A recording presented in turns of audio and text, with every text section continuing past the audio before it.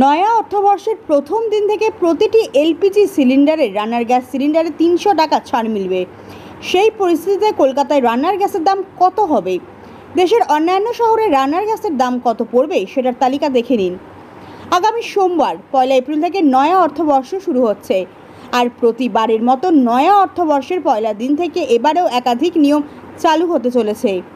এবারেও সেটাই ব্যতিক্রম হচ্ছে না।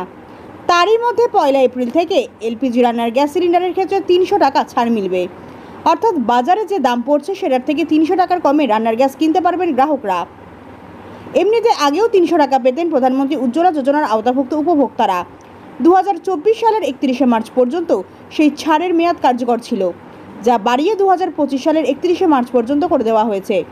অর্থাৎ প্রধানমন্ত্রী উজ্জ্বলা যোজনার আওতাভুক্ত উপভোক্তারা আপাতত যে দামে ১৪.২ কেজি রান্নার গ্যাস সিলিন্ডার কেনেন সেই দামেই কিনতে পারবেন ২০২৫ সালের ৩১শে মার্চ পর্যন্ত। নতুন করে ছাড়ের সিদ্ধান্ত কার্যকর হবে ২০২৪ সালের এপ্রিল থেকেই।